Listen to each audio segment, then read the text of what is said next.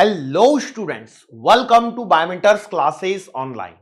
Today we are going to discuss MCQs on chapter Mechanical Properties of Solids. ठीक है, so start करते हैं with the very first question. इसका भी एक extra stroke MCQ extra stroke numerical lecture मिलने की पूरी संभावना है, उसको नकारा नहीं जा सकता है। मिलता है तो बहुत अच्छी बात, नहीं मिलता है तो और भी अच्छी बात। ठीक है, और दूसरा कुछ क्वेश्चंस इसमें सेम हो सकते हैं, तो इसलिए उसमें आर्ग्यूमेंट नहीं करना है कि सर ये सवाल इतने सवाल सेम हो गए। बिल्कुल कुछ सवाल यहां पर सेम होने की भी संभावना है। चलो पहला सवाल है कि if S is the stress, Y is the Young's modulus of the material of a wire, then the energy stored in the wire per unit volume कितनी आएगी भैया? S² upon 2Y। खत्म सवाल, आगे बढ़ो। The following 4 wires are made of some material, some tension is applied on them which will have maximum increase in the length। सवाल को ध्यान से पढ़ो पहले और फिर सवाल में क्या पूछा गया है उसके लिए यहां पर सोचो कि क्या दिया गया है। देखो 4 वायर दी गई हैं, मैं बोला ठीक है, जिनका मेड ऑफ सेम मटेरियल, ये सब नहीं है, ये है सेम मटेरियल, मैं बोला ठीक है। सेम टेंशन इज अप्लाइड, मतलब फोर्स सेम लगाया है। Which will have maximum increase in the length. देखो यदि मटेरियल सेम है, ये सवाल कहीं ना कहीं मुझे इंक्रीज इन लेंथ के रिलेटेड है, मतलब मैकेनिकल प्रॉपर्टीज ऑफ सॉलिड का सवाल होना चाहिए, इलास्टिसिटी का सवाल होना चाहिए। यंग्स मॉड्यूलस क्या होता है? Stress upon strain. स्ट्रेस मतलब F अपॉन A और स्ट्रेन मतलब small l upon capital L या delta L upon capital L, जो भी लिखना चाहो आप लिख सकते हो। ओके, फिर देखो मैं इसे लिख सकता हूं FL अपॉन एरिया को क्या लिख सकता हूं? पाई d²/4 और ये आ जाएगा स्मॉल l। अब यहां से देखो आपसे पूछा है मैक्सिमम इंक्रीज इन लेंथ, मतलब L के बारे में बात करनी है, तो स्मॉल l इधर आएगा तो 4FL अपॉन पाई d²। ये रिलेशन आ गया चेंज इन लेंथ का। अब सवाल के अनुसार क्या है कि किसमें मैक्सिमम होगा, तो उठा उठा के चेक करेंगे। ठीक है, सो भैया बताओ कैसे आएगा। सोचो डायमीटर सेंटीमीटर मिलीमीटर में है तो उसको उसमें ही रहने देते हैं, लेंथ सेंटीमीटर में तो उसको एम ही रहने देते हैं, तो हम पाते हैं L proportional to capital L/d², यही होगा। बिल्कुल सही बात है। चलो तो पहले सवाल के लिए कितना आएगा? 100 है तो L बराबर 100 होल डिवाइडेड बाई 1 का स्क्वायर, मतलब ये वाला डेटा 100 मिल रहा है। मैं यूनिट से मतलब ही नहीं है क्योंकि सारी देखो इन चारों ऑप्शन में यूनिट मिलीमीटर में सेम है, इसमें सेंटीमीटर में सेम है, तो मैं क्यों कन्वर्ट करके डबल रस्सी जीरोस को खेलते बैठूं। ठीक है, चलो दूसरे में देखते हैं। हालांकि हम चाहें तो सेंटीमीटर में लिख सकते हैं, लेकिन कोई ज्यादा डिफरेंस नहीं आएगा उससे। पहले देख लेते हैं कहीं ऐसा तो नहीं है गड़बड़ी कर रहा हो सकता है गड़बड़ी कर बैठे। यदि चाहें तो आप इसको जैसे मान चलो इसको लिखोगे तो ये कितना आएगा? ये आएगा 0.1 सेंटीमीटर। भाई 1 सेंटीमीटर बराबर कितना होता है? 10 mm, तो 1 mm बराबर कितना आएगा? 0.1 सेंटीमीटर। तो इसका क्या करना है? स्क्वायर करना है, तो यहां से आपको आंसर मिलेगा 10⁴। ठीक है, चलो दूसरे में कर लेते हैं। L बराबर आएगा 50 सेंटीमीटर, ये आएगा 0.05 का स्क्वायर, तो बताओ कितना आएगा? ये 50 इंटू 5 का स्क्वायर करोगे 25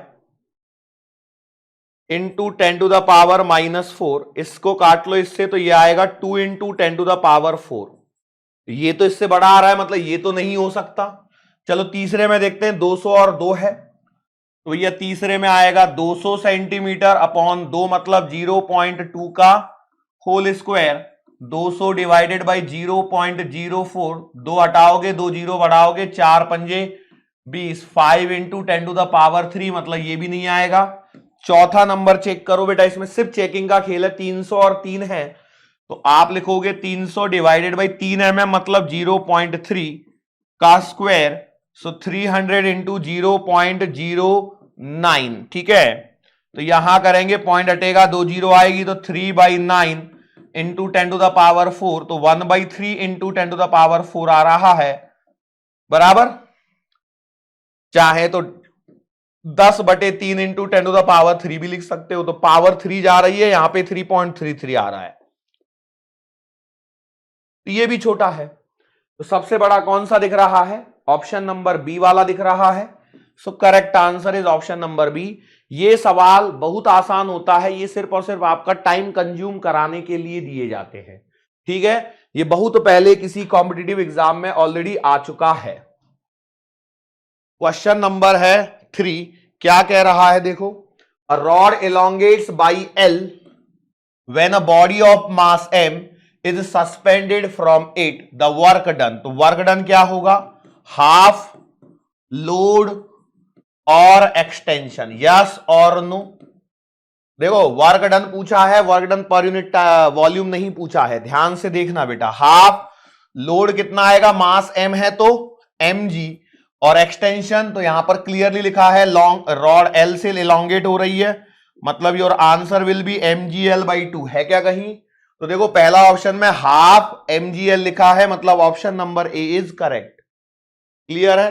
अब ऐसा ना हो कि कहीं, हाँ समझ रहे हैं, मतलब ऑप्शंस मेरे हिसाब से यही आएगा। क्या होता है ना, कई बार पीपीटी से यहां पर आते समय चेंज हो जाते हैं, मैं आपको वही कई बार बोला हूं ये सारी चीजें। चलो आगे बढ़ जाओ अगले सवाल पे। If an wire of Young's modulus y longitudinal strain x is produced, then the value of potential energy stored in its unit volume। एक बात बताओ, इस बार इन्होंने क्या किया, सवाल वही है, सवाल वही है,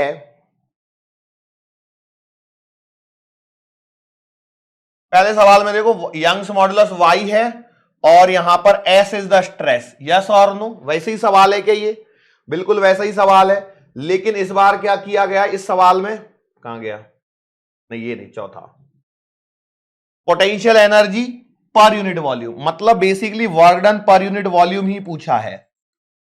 अब इसको s²/2y रखोगे तो भैया s तो स्ट्रेस है, लेकिन यहां उन्होंने क्या दे रखा है, स्ट्रेन दे रखा है।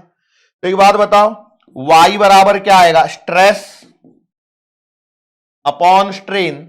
अब देखो ये वाला फॉर्मूला जनरली नहीं याद होता, ये वाला सबको याद होता है। तो यहां से देखो स्ट्रेस बराबर क्या लिख सकता हूं, y इंटू स्ट्रेन, लेकिन स्ट्रेन को क्या लिख सकता हूं, x, यस और नो। क्लियर? तो इसको लिखेंगे तो कितना आएगा, y x का स्क्वायर अपॉन 2y, तो बताओ कितना आएगा, y² x² upon 2y, y से y कैंसल तो y(x²) अपॉन 2, कहां दिख रहा है, नहीं दिख रहा है। अच्छा 1/2 को 0.5 लिख सकता हूं क्या, मतलब answer is option number D. सवाल वही है, देखो ये सारे अलग अलग कॉम्पिटिटिव एग्जाम के सवाल हैं, ये चैप्टर ऐसा है इसमें बहुत ज्यादा सवाल नहीं पूछे गए हैं, लेकिन फिर भी इसलिए मैं कह रहा था आपको कि हो सकता है इसमें कुछ रिपीटिशन आपको देखने को मिले जो सवाल मैं यहां पर करवा रहा हूं, ठीक है। चलो आगे बढ़ जाते हैं अगले सवाल पे। अ स्ट्रेच्ड रबर हेज, एक खिंची हुई रबर के पास में क्या होती है, increase kinetic increase potential, decrease kinetic decrease potential. Rubber को खींचते हो तो क्या आती है उसके अंदर, पोटेंशियल एनर्जी बढ़ती है, क्योंकि आप एक्सटर्नली कुछ वर्क डन करोगे, वही वर्क डन उसकी पोटेंशियल एनर्जी के फॉर्म में स्टोर होगा, मतलब रबर, खिंची हुई रबर के पास में बढ़ी हुई पोटेंशियल एनर्जी होती है। So answer will be option number B. हाँ भाई सवाल देखो क्या है, what percent length of a wire will increase by applying a stress of 9.8 newton per millimetre square on it, Y इतना दिया गया है। व्हाट परसेंट ऑफ, देखो क्या लिखा है, what percent length of a wire increase, मतलब L by capital L into 100 की बात चल रही है। अब ये चाहिए हमको, तो हम जानते हैं y बराबर आएगा स्ट्रेस अपॉन स्ट्रेन। y बराबर देखो स्ट्रेस उसने दिया है, इसको छेड़ने की आवश्यकता नहीं है, स्ट्रेन आएगा L/L, इसको इधर ले जाते हैं तो L/L बराबर आएगा स्ट्रेस अपॉन y, सही है। तो देखो यहां पे आप यदि इस डेटा को लिखोगे तो ये आएगा स्ट्रेस अपॉन y इंटू 100, बोलो सही है क्या, L/L बराबर स्ट्रेस अपॉन y निकाला है मैंने, Young's modulus stress upon strain. सवाल में स्ट्रेस दे रखा है इसलिए मैंने स्ट्रेस को छेड़ा नहीं है, ये स्ट्रेस लिखा है, स्ट्रेन नीचे लिखा है, स्ट्रेन मतलब change in length upon original length, इस वाले को इधर और इस वाले को इधर, तो L बाई एल बराबर स्ट्रेस अपॉन वाई हो गया। L अपॉन एल की वैल्यू मिल गई, इंटू 100 चाहिए तो मैंने इंटू 100 कर दिया। स्ट्रेस कितना दे रखा है, 9.8 newton per millimetre square, whole divided by Young's modulus है 1 into 10 to the power 11 newton per metre square into 100। चलो अब यहां पर एडजस्टमेंट देखो क्या है, न्यूटन से न्यूटन कैंसर, ये मिलीमीटर का स्क्वायर है बराबर। तो क्या करें सर जी, या तो मैं इसको मिलीमीटर में कन्वर्ट करूं, चलो इसको कन्वर्ट करेंगे तो यहां आएगा 10 टू द पावर 6। कैसे आ गया, 1 मीटर बराबर 1000 मिलीमीटर, तो 1 मीटर का स्क्वायर मतलब 10 टू द पावर 6 मिलीमीटर का स्क्वायर, तो ये इस जगह पे आएगा। तो यहां से ये काटोगे तो 5 हो जाएगा, 2 जीरो और काट दो, ये 3 हो जाएगा, तो 9.8 डिवाइडेड बाई 1000 मतलब आएगा 0.00098, सॉरी एक जीरो ज्यादा लग गई, 0.0098 है क्या कहीं, देखो 78 88 67 सॉल्व भी नहीं करना था, सॉल्व भी नहीं करना था एक्चुअली। तो ये सवाल, ये तो मैंने आपको करके दिखाया है, अदरवाइज ये सवाल सॉल्व करना ही नहीं था। सीधा दिख रहा है 98 9.8 आ रहा है, खत्म, वही ऑप्शन से, बाकी कोई है ही नहीं। क्लियर, चलो आगे बढ़ जाते हैं हम अगले सवाल की तरफ। An iron rod of length 2 metre and cross sectional area 50 millimetre square stretches by 0.05 mm when a mass of 250 kg is hung from its lower end, Young's modulus of iron rod. तो भैया Young's modulus कितना आएगा, stress upon strain, देखो मैं तो बार बार हमेशा ऐसे ही करता हूं, स्ट्रेस मतलब फोर्स अपॉन एरिया, स्ट्रेन मतलब L बाई एल, तो क्या मैं इसे एफ एल अपॉन ए स्मॉल एल लिख दूं। फोर्स दिया है क्या, नहीं, मास दिया है तो मैं mgl लिख देता हूं, y बराबर आएगा mgl upon area of cross section दिया है क्या, दिया है, रेडियस वेडियस तो नहीं दे रखी है ना, तो कोई टेंशन नहीं है। चलो इसको सॉल्व करते हैं, ये आएगा 250, जी की जगह 10, लेंथ कितनी है बेटा 2 मीटर है, whole divided by area of cross section 50 millimetre square मतलब 10 to the power -6। Clear, L is the change in length 0.05 into 10 to the power -3। बाप रे, हो गया। अब कुछ काटा पीटी करने लायक है क्या, इसको करो। देखो इस पॉइंट को और हटाओगे तो ऊपर में 2 जीरो बढ़ेंगी, है ना, जीरोस को मैं बस ऊपर बढ़ा रहा हूं, ज्यादा टेंशन नहीं ले रहा हूं, है ना। अच्छा तो अब बताओ कौन सा ऑप्शन सही होना चाहिए, एक जीरो से एक जीरो काट लो, 5 5 25 आ रहा है, ओके, इसे 20 कर लो, 6 और 3 9 और 2 11, 20 इंटू 10 टू द पावर 11, क्या हो रहा है, आंसर क्यों मैच नहीं कर रहा है, 19.6 20। ओके, तो इन्होंने यहां पे क्या किया है समझते हैं बेटा। देखो मैंने जी की वैल्यू कितनी रखी है 10, 10 से मैच नहीं कर रहा है, मतलब डेफिनेटली उन्होंने इसे रखा होगा 9.8, सही है, हो गया। 9.8 इंटू 2 करोगे कितना आएगा 19.6, तो ये 19.6 वाला आंसर आएगा, कहानी खत्म, ऑप्शन नंबर ए, ठीक है ना। 6 और 3 9 और 2 11, पर 11 आ रहा है यार, यहां पे 10 दिया है। चलो ठीक है, क्लोजेस्ट आंसर के बेसिस पर उसी को आंसर लगाएंगे। वैसे मैं आपको फिर से बता दूं, ये सारे क्वेश्चन किसी ना किसी एग्जाम में पूछे गए और वही ऑप्शंस दिए गए हैं जो यहां पर पहले दिए गए थे, मैंने कोई उनमें परिवर्तन नहीं किया है, ना ही मैंने यहां पर कुछ परिवर्तन यहां पर करवाया है। सो क्वाइट पॉसिबल कि कहीं ऐसा भी हो सकता है कि उन्होंने 0 पॉइंट बाद में उसको एक जीरो का यहां पर परेशानी हो, एटसेट्रा, ठीक है। चलो आगे बढ़ते हैं अगले सवाल पे। The breaking stress of material depend, breaking stress किस पे डिपेंड करती है, breaking stress of a material depends upon, तो बताओ material of wire, length of wire, radius of wire, shape of cross section, सीधी सी बात है, मटेरियल पे डिपेंड करेगी। यस और नो? कोई दिक्कत नहीं। यहां सवाल है, let Y G and Y R represents Young's modulus for glass and rubber. Y G और वाई आर है ना, represents Young's modulus for glass and rubber respectively. It is said that glass is more elastic than rubber. ये कहा गया है कि glass जो है वो ज्यादा इलास्टिक है कंपेयर टू रबर। तो बताओ इनमें से कौन सा आंसर सही होना चाहिए। तो एक बात बता दूं, जिसका यंग्स मॉडुलस ज्यादा होगा वो ज्यादा इलास्टिक होगा, मतलब वाई जी। चूंकि वो कह रहा है कि भैया ग्लास ज्यादा इलास्टिक है, मतलब इसका यंग्स मॉडुलस भी ज्यादा लगा दो, कहानी सीधी सीधी खत्म हो जाएगी 9C। ठीक है, 9C नहीं है, 9C।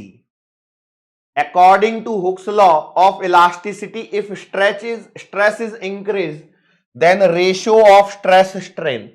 देखो हुक्स लॉ क्या कहता है कि भैया stress directly proportional to strain, या उल्टा लिख लो भैया strain directly proportional to stress, कुछ भी कह लो, लेकिन at the end stress upon strain क्या रहेगा, कांस्टेंट रहेगा। यही तो है, चाहे आप स्ट्रेस बढ़ा लो चाहे कुछ भी कर लो, रेशो क्या रहेगा, रिमेन्स कांस्टेंट।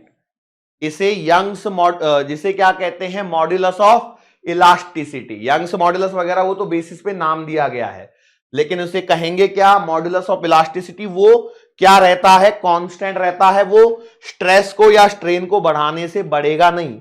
ठीक है, बुद्धि लगाना थोड़ी सी। हाँ, यदि इस सवाल में ये पूछे कि भैया स्ट्रेस बढ़ाया गया है तो स्ट्रेन क्या होगा, तो वो भी बढ़ेगा। जाहिर सी बात है, ये बढ़ेगा तो ये भी बढ़ेगा, और ये ऊपर वाला घटेगा तो नीचे वाला भी घटेगा। ऐसा नहीं हो सकता, तभी तो वो कांस्टेंट बना रहेगा। क्लियर? चलो अगेन सेम सवाल है, 11वां elastic material Young subjected to stress Y, elastic energy per unit volume S²/2y। रट गया यार अब तो ये, ठीक है, रट गया, अब तो याद हो गया। आगे बढ़ जाओ, सीधा सवाल है,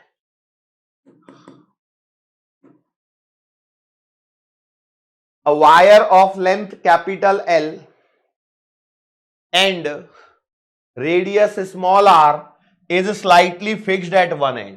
ठीक है, on stretching the other end of the wire with the force F, the increase in the length is small l. If another wire of the same material but of length 2l and radius 2r is stretched with the force 2F, then the increase in length कितनी होगी? बाप रे। अब देखो इसने सवाल में material same दिया है क्या, पहले तो वो देखो। सेम मटेरियल मतलब दोनों का यंग्स कांस्टेंट क्या आएगा, सेम। तो भैया लगा दो y1 बराबर आएगा y2, इसको आगे डालेंगे तो ये आएगा m1gl1 upon pi r1 square l1 बराबर m2gl2 upon pi r2 square l2। ये कहां से आया भैया, स्ट्रेस अपॉन स्ट्रेन लिख के एडजस्ट किया है सर, पता नहीं कहां से आया। लो भाई सवाल दिखा देता हूं, अभी कराया था, कहां गया भाई। ठीक है, mgl upon area into L, तो एरिया की जगह पाई r स्क्वायर। ठीक है, गड़बड़ तो नहीं होगी। हाँ भाई, अब सवाल में क्या बोला गया है, a wire of length L and radius R is slightly fixed at, okay, इसमें फोर्स F लगाया है, ओके, तो मैंने यहां लिख दिया F, इसकी लेंथ है L, पाई से तो पाई खत्म करो, ये है R स्क्वायर और ये है L 1। इसमें क्या है, इसमें देखो उन्होंने फोर्स क्या बोला है 2F, तो मैं इसकी जगह लिख देता हूं 2F, m2g की जगह 2F। लेंथ कितनी है बेटा 2L अपॉन रेडियस कितनी है 2R, और ये L2 के बारे में पूछा गया है, ओके, एफ ने मारा एफ को, एल ने मारा एल को, आर स्क्वायर से आर स्क्वायर कैंसल, 2 का स्क्वायर 4 कैंसल, L2 बराबर आ रहा है L1, मतलब कोई फर्क नहीं पड़ेगा, answer will be option number C. लो भाई, अब इसमें कोई एक आध पैरामीटर कम ज्यादा करता तो आंसर बदलता, इसमें सेम है तो सेम आंसर आ जाएगा, कोई दिक्कत तो नहीं है। अरे क्लियर है भाई, ये सवाल है कंपैरिजन के, ध्यान रखना इस सवाल में मटेरियल सेम दिया है इसलिए मैं इसको कर रहा हूं। मटेरियल सेम है मतलब Young's modulus same, material same है मतलब specific resistance same, material same है मतलब coefficient of linear expansion same, material same है मतलब कोफिशिएंट ऑफ एरियल एक्सपांशन, सब कुछ सेम। तो जो कोफिशिएंट हो सकते हैं वो सारे की सारे सेम। अब बस सवाल में देखो क्या कहां जा रहा है, खींचातानी, वायर की खींचातानी इसी इलास्टिसिटी चैप्टर से रिलेटेड है, इसलिए मैंने इस कॉन्सेप्ट से चल रहा हूं। दूसरी बात ये, चूंकि मुझे मालूम है कि मुझे इसी चैप्टर के सवाल करने, इसलिए मैंने यहां पे कर रहा हूं। लेकिन एग्जाम में कैसे पता लगेगा खींचातानी कौन से चैप्टर में करते हैं भैया, स्ट्रेचिंग वगैरह वायर की, एक तो इसमें करते हैं और एक किसमें करते हैं, thermal properties of matter. Thermal properties of matter में टेम्परेचर से रिलेट किया जाता है, यहां पर फोर्स से रिलेट किया जाता है। इतना कॉमन सेंस तो हमें खुद को भी लगाना पड़ेगा, and you know that common sense is something which is not common, that also I know. तो यहां पर आंसर क्या आएगा, ऑप्शन नंबर सी आएगा। That's it. आगे बढ़ते हैं question number 13। If stress strain relation for volumetric change is in the form of delta V upon V naught बराबर Kp, where P is the applied uniform pressure, then K stands for, K किस क्या होगा, देखो इसमें बोला है delta V upon V not बराबर Kp बोला है। अच्छा एक बात बताओ, पहले हम देखते हैं बल्क मॉड्यूलस बराबर क्या होता है। बल्क मॉड्यूलस क्या होता है भाई सर, अरे भाई कोई भी होगा तो वो ही ना, स्ट्रेस अपॉन स्ट्रेन। अब यहां पर बल्क मॉड्यूलस में जो स्ट्रेस आएगा वो कौन सा आएगा भाई, यहां जो आएगा वो कौन सा आएगा, प्रेशर आएगा क्या, और स्ट्रेन क्या आएगा, डेल्टा वी अपॉन वी। तो अब यदि मैं यहां पर ध्यान से देखूं तो बेटा डेल्टा वी अपॉन वी बराबर बनेगा पी अपॉन बी, है या नहीं।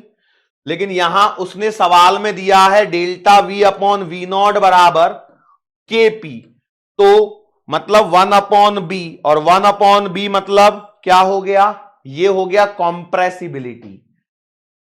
नहीं आया, अरे भाई ये तो मैं पढ़ा हुआ हूं ना बल्क मॉडुलस का फॉर्मूला भाई, या तो बल्क मॉडुलस हो सकता था लेकिन नहीं है क्योंकि P अपॉन समथिंग है, तो 1 अपॉन बी की जगह उसने K लिखा है, तो 1 अपॉन बी मतलब 1 upon bulk modulus. Reciprocal of bulk modulus क्या होता है, कॉम्प्रेसिबिलिटी होता है। सवाल की बस लैंग्वेज को बदला गया, बाकी ये आता था आपको, आता था आपको, भले ही आपसे अभी ना हुआ हो, ये अलग बात है।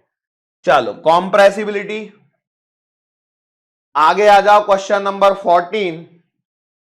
The SI unit of Poisson's ratio, भैया यूनिटलेस होती है, क्या होता है पॉइजंस रेशियो, पॉइजंस रेशियो क्या होता है, lateral strain upon longitudinal strain, strain का रेशियो ही तो है, यूनिटलेस आएगी, option number D. The last question, the reciprocal of bulk modulus of elasticity क्या कहलाता है, ये कहलाता है कॉम्प्रेसिबिलिटी। ठीक है, option number A is the correct answer. ठीक है, हो गए भाई सवाल। इस चैप्टर में है नहीं बहुत ज्यादा सवाल एमसीक्यूज के फॉर्म में, इसलिए मैंने न्यूमेरिकल के फॉर्म में आपको बहुत सारे करवाए हैं, तो उनको आप एक बार गो थ्रू जरूर कर लेना बेटा। मर्जी आपकी है करना है या नहीं करना। वैसे इस चैप्टर का बहुत ज्यादा हाई फंडू वेटेज नहीं है, रेयरली सवाल दिखते हैं इस चैप्टर में से, लेकिन फिर भी बेटा करना हमारा परम कर्तव्य है, तो उसे जरूर करते रहे, उसे जरूर निभाते रहे। ठीक है, sure, okay, so that's it for today. आज के लिए बस इतना ही, मुलाकात फिर से होगी अपनी आने वाले। अच्छा उससे पहले मैं आपको बता दूं कि फ्लूइड, यहां से आगे मैकेनिकल प्रॉपर्टीज ऑफ फ्लूइड आएगा, थर्मल प्रॉपर्टीज ऑफ मैटर आएगा, काइनेटिक थ्योरी आएगी, थर्मोडायनेमिक्स आएगा, चारों चैप्टर लगातार जावेद सर आपके लिए कंप्लीट करेंगे। ठीक है, और उनमें आपको एक्स्ट्रा स्ट्रोक न्यूमेरिकल नहीं मिलेगा, तो उसमें ढूंढने ना लग जाए कि सर ये नहीं आया और वो नहीं आया। ठीक है, वो सिर्फ मेरे लेक्चर्स के अंदर में आपको दिए गए हैं, है ना, श्योर, ओके। तो दैट्स इट फॉर टुडे। आज के लिए बस इतना ही। मुलाकात फिर से होगी अपनी आने वाले अगले लेक्चर के दरमियान। सो तब तक के लिए